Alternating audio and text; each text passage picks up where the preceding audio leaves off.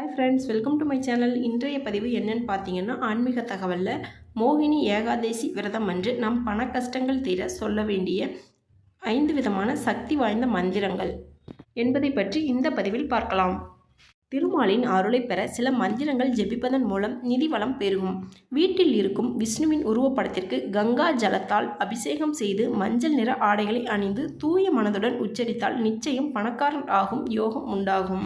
இந்த புனித நாளில் விஷ்ணு பகவான் மோகினி அவதாரம் எடுத்து தீய சக்திகளை அளித்தார் என்பது நம்பிக்கை. அன்று முதல் இந்த நாள் மோகினி ஏகாதசியாக கொண்டாடப்படுகின்றது. அன்றைய தினம் விஷ்ணுவை நினைத்து விரதம் இருந்து சில குறிப்பிட்ட மந்திரங்களை உச்சரித்தால் நாம் பணக்கார யோகனை பெறலாம். நிதி நிலையில் முன்னேற்றம் அடைய உதவும் விஷ்ணுவின் மந்திரங்கள் 5. அவை என்ன என்பதை பார்க்கலாம். மந்திரம் என்னன்னு பார்த்தீங்கன்னா, ஓம் நமோ பகவதே வாசுதேவாய நமக.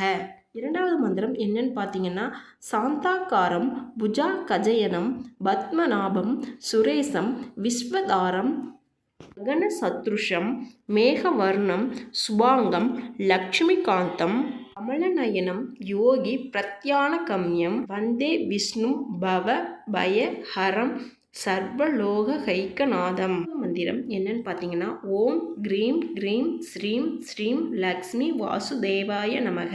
நான்காவது மந்திரம் என்னன்னு பார்த்தீங்கன்னா, இத்வமேவ மாதா ச பிதா தத்வமேவ இத்வமேவ பந்துஷ்ய சகா இத்வமேவ இத்வமேவ வித்யா திரவிணம் இத்வமேவ இத்வமேவ சர்வம் மம தேவ தேவா. ஐந்தாவது மந்திரம் என்னன்னு பார்த்தீங்கன்னா, ஓம் ஸ்ரீ விஷ்ணவ ச வித்மஹே வாசுதேவாய தீமஹி தன்னோ விஷ்ணு பிரச்சோதயாத். இந்த மந்திரங்களை நாம் நம்பிக்கையுடன் உச்சரித்தால் நிதி நிலைமை மேம்படும். மந்திரங்களை எப்படி உச்சரிப்பது என்றால், முதலில் சூரிய உதயத்திற்கு முன் குளிக்க வேண்டும்.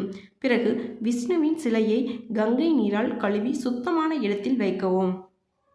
அப்படி கங்கை நீர் இல்லாவிட்டால் நாம் ஏதாவது ஒரு புனிதமான நீரை உபயோகிக்கலாம். ஊதுபத்தி அல்லது விளக்கேற்றி மந்திரங்களை சொல்ல வேண்டும். துளசி மாலை, சந்தனம், பூக்கள் மற்றும் மஞ்சள் நிற ஆடைகளை விஷ்ணுவுக்கு அர்ப்பணிக்கலாம். வெல்லம், கடலைப்பருப்பு மற்றும் பால் சேர்த்து செய்த இனிப்புகளை படைக்கலாம்.